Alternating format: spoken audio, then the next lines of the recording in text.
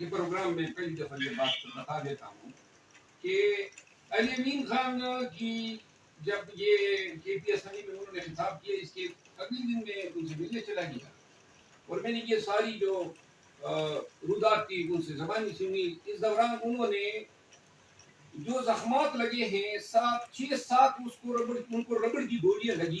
یہ جب دھرنے بیچوں کی طرف آ رہے تھے، اور آپ یقین کریں کہ اس وقت بھی وہ اسپتال یعنی جو میڈیکل ڈاکٹر تھا وہ ان کی پٹی کر کے جو ہے وہ اس کمرے سے نکل کے میرے پاس آیا تھا. دوسری بات جو مصیبت بنی ہوئی تھی وہ یہ تھی کہ خارش جو ہے وہ ابھی تک پورے وجود میں پھیلی ہوئی ہے اور اس کا کوئی علاج ہی نہیں ہے. جو گولیاں ہمارے ورکرز کو بھی لگی ہیں ایسا کیمیکل ملایا ہوا تھا کہ ایک تو بلیڈنگ نہیں رک رہی ہے اور دوسری جو ہے پورے وجود میں خارش کی پھیلی ہوئی ہے. علی امین خان جب ڈی چوک کی طرف آ رہے تھے تو حالت ان کی بڑی دیگرگوں تھی. یہ بات انہوں نے خود بتائی نہیں ہے لیکن نہ کسی کو زخمات بھی کہہ سکتے تھے. علی امین خان کا میں وکیل تھا جب یہ 9 مئی سے قبل ان کو گرفتار کیا گیا، اور آپ یقین کریں کہ 10 ناخن پاؤں میں سے 6 ناخن اس کے نکالے گئے، اس کے بال کاٹے گئے.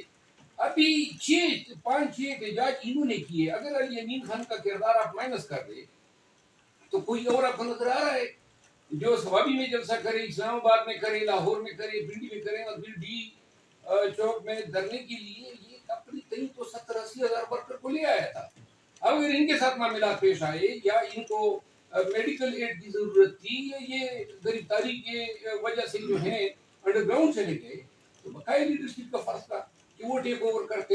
70-80 ہزار ورکر تھے، 24 گھنٹے سے زیادہ میعاد انہوں نے جو ہے فیس کیا رینجر پولیس کی شیلنگ کو، یہ ربڑ کی گولیوں کو، اور بڑی گولڈن اپرچونٹی تھی ہمارے ساتھ. اگر ہم اس وقت ایک دفعہ ڈٹ جاتے تو یہ تعداد جو ہے اگلے روز جو ہے ڈبل اور نیکسٹ ڈے 3 گنی زیادہ ہوتی. اب میرا خیال ہے ملک صاحب، بیرسٹر گور جو ہیں اور عمر ایوب خان، ہمارا مسئلہ یہ ہے کہ یہ جو احتجاج ہو رہے چاہے علی امین خان کر رہا ہے یا پارٹی کی پولیٹیکل کمیٹی جو ہے اس کو مینیج کر رہی ہے، میرا یہ عذر ہے کہ احتجاج کمیٹی کا یہ کام ہے. اور میرا خیال نہیں ہے، میں نہیں سمجھتا ہوں کہ علی امین خان کو مزید اس کنفرنٹریشن میں ہم استعمال کریں، کیونکہ چیف منسٹر کے حوالے سے کہ صوبہ جو ہے وفاق سے لڑ رہا ہے. حالات ہماری یہ ہے کہ ہر ایک زیادتی ہو رہی ہے. 26ویں آئینی ترمیم ابھی ہوئی نہیں تھی. جب سپریم کورٹ کی حالت دیکھی، میاں صاحب بھی گئے، اور آج آپ نے خواجہ آصف صاحب کا یہ ٹویٹ بھی دیکھا ہوگا. میں بیرسٹر گوہر کے حوالے سے یہ 2 ٹوک الفاظ میں بات کرتا ہوں کہ خان کے مخلص ترین ساتھیوں میں ہیں. اب بات یہ ہے کہ ہر ایک جو اسد عمر صاحب گئے تھے نا پاکستان تحریک انصاف کو، تو اس وقت جب کسی نے پوچھا تو انہوں نے کہا جی کہ میں فائٹر تو نہیں ہوں، نہ میری تربیت ہوئی ہے کہ میں تشدد سے سکوں یا قید سے سکوں، تو لہذا I could not face. Barrister گور صاحب ایک انٹلیکچوئل، ایک پڑھے لکھے آدمی ہیں، اور یہ موجودہ سیاست جو ہے وہ تو گولیوں اور شیلنگ اور پولیس اور رینجر ان کے سامنے سینہ سپر ہونے کی ہے.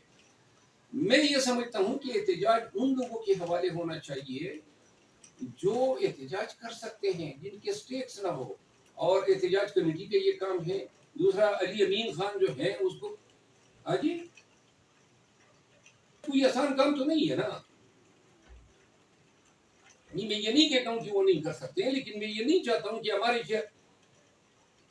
دیکھیں وہ ہماری پارٹی کے چیئرمین ہیں، اگر وہ احتجاج کر رہے ہیں کہ کسی پولیس والے نے اسے گریبان میں ہاتھ ڈال دیا، یا علی امین خان وزیر اعلیٰ ہیں اور کسی نے ان کو ہتھکڑیاں لگا دی، ان چیزوں کا ادراک ہونا چاہیے نا. مطلب یہ ہے کہ وہ لوگ کریں. مثال کے طور پہ اس دن پارلیمان کے سامنے مجھے گرفتار کیا، دھکی بھی دی ہے، تو کوئی فرق تو مجھے نہیں پڑا نا، چاہے یہ رگیدتے ہیں، گھسیٹتے ہیں، کچھ بھی کریں. لیکن کچھ لوگ ایسے ہوتے ہیں جو ہماری پارٹی کی ایک کنسٹیٹیوشنل منصبدار ہیں، وزیر اعلیٰ، اور ایک ہماری پارٹی کا چیئرمین ہے. اب ان کو ہم ان کے آگے لے آئیں. اور میں نے علی امین خان کو بھی کہا تھا، خان صاحب کو بھی میں نے ریکویسٹ کی تھی، میں نے کہا کہ یہ دیکھیے ان کی جگہ میں نہیں سمجھتا ہوں کہ اب پی ٹی آئی جو ہیں یہ ایک کرائسس نے ڈفرنٹ پی ٹی آئی کو جنم دیا ہے. میری مثال آپ کے سامنے یہ لگ گئے تھے کہ اس کو نکالتے ہیں لیکن پی ٹی آئی یا ورکر جو ہیں وہ میرے ساتھ کھڑے ہو گئے تو لہٰذا وہ نکالنے کا فیصلہ عوامی اڑ گیا. ابھی پی ٹی آئی میں یا خان ہے یا ورکر ہے اور ورکر کی آرا کے منافی خان بھی کوئی فیصلہ نہیں کرتا ہے. میں نہیں سمجھتا ہوں کہ خان صاحب شاید عمر میری پسندیدہ شخصیت تھے اور بدقسمتی ہے لیکن یہ ہے کہ ان لوگوں نے اس کڑے وقت میں ورکر کا حوصلہ توڑا جب ان کو خان کے ساتھ ڈٹ جانا چاہیے تھا. اور میں نہیں سمجھتا ہوں کہ ایک دفعہ اتنی ذمہ داریوں کے باوجود ان لوگوں نے جو عمل کیا جس سے ہماری جدوجہد پہ بڑی کاری ضرب پڑی تو ایسے لوگوں کو اگر یہ آ سکتے ہیں تو پرویز خٹک بھی آ سکتا ہے, محمود خان بھی آ سکتا ہے. لہذا جو گئے ہیں میں سمجھتا ہوں ان کا چیپٹر کلوز ہونا چاہیے. فواد چودھری صاحب جو ہے وہ کوئی نیا شغل تلاش کرے گی. پی ٹی آئی میں دیکھیے جیلم سے ان کا تعلق ہے اور جیلم کی تمام تنظیموں نے M P As M N As نے لکھ کر دیا کہ اگر یہ آتا ہے تو ہم پارٹی میں نہیں رہتے ہیں. پاکستان تحریک انصاف کے ورکرز کی نفرت ہو گئی ہے اس تمام قیادت سے جو یا بزدلی کی وجہ سے یا اپنے مصلحتوں کی وجہ سے خان کا ساتھ چھوڑ گئے اور عین اس وقت چھوڑ گئے جب وہ خان کو سب سے زیادہ ضرورت تھی. تو لہذا فواد چودھری صاحب جو ہیں اور انہوں نے تو اب مسلسل لیڈرشپ پہ اٹیک شروع کیے ہوئے ہیں, روزانہ ان کا بیان ہے. میری بھی کوئی ان کے ساتھ ذاتی کوئی مخاصمت تھی نہیں لیکن بیانات انہوں نے شروع کر دیے. اب اگر کوئی رہی صحیح ہمدردی تھی وہ بھی نہیں رہی ہے اور نہ کسی اور یہ جو تمام لیڈرشپ ہے اس کو انہوں نے الائنیٹ کیا ہوا ہے. جتنے بھی پی ٹی آئی کی لیڈرشپ ہے سب کے خلاف لگا ہوتا ہے. بیسیکلی خبروں میں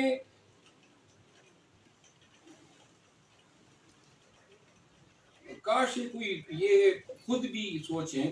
اس دن نیشنل اسمبلی میں پٹیل صاحب کھڑے ہو گئے اور انہوں نے ایسی تقریر کر دی کہ سارا موڈ ہی خراب ہو گیا تمام پی ٹی آئی کے ایم این ایس کا. اسی طرح کوئی نہ کوئی ایسی بات ہو جاتی ہے. جو اسپیکر صاحب ہیں اس کا بڑا ایک حوصلہ افزا رول رہا ہے معاملات کو سلجھانے میں. اگر یہ اوش کے ناخن لیں خان کو یہ تمام کیسز میں خان بری ہو چکا ہے تو لہذا اگر یہ چاہتے ہیں کہ ہم نظام کے اندر رہتے ہوئے پاکستان میں اس نظام کے ساتھ چل سکیں تو خان کو کیوں نہیں رہا کر رہے ہیں. اب یہ گشا بی بی کو 9 ماہ بعد بے گناہ پابند اثلاثل رہنے کے بعد یہ بیل ہوئی ان کی تو جناب میڈیا لگی ہے کہ جی یہ کوئی ڈیل ہو گئی ہے. آج خواجہ آصف صاحب کا ٹویٹ آپ نے پڑھا ہوگا اور علیم آپا اور ادم آپا کی جو یہ بیل ہوئی ہے اب وہ جس انداز میں گرفتار ہوئی دہشت گردی کا مقدمہ ان پہ لادا گیا یہ دہشت گردی تھی. جس انداز میں گرفتار ہوئی اپنے بھائی کی رہائی کے لیے نکلی تھی. اب ایسے مقدمات میں یہ رہا نہیں ہوں گے تو ان کا ڈیل سے کیا تعلق ہے. طارق صاحب کی بات کی جنٹل مین ہے اور اس نے ہمیشہ مطلب یہ ہے کہ یہ جو بات کرتے ہیں تو اس میں ستائش کروں گا کہ اگر اچھی بات کوئی بھی لیکن کوئی ہمیں ایسا نظر نہیں آ رہا ہے جب تک میاں نواز شریف صاحب نہیں چاہیں گے خان کی رہائی ممکن نہیں ہے. اور نمبر 2 گرچہ سپریم کورٹ سے قاضی فائزی سا چلا گیا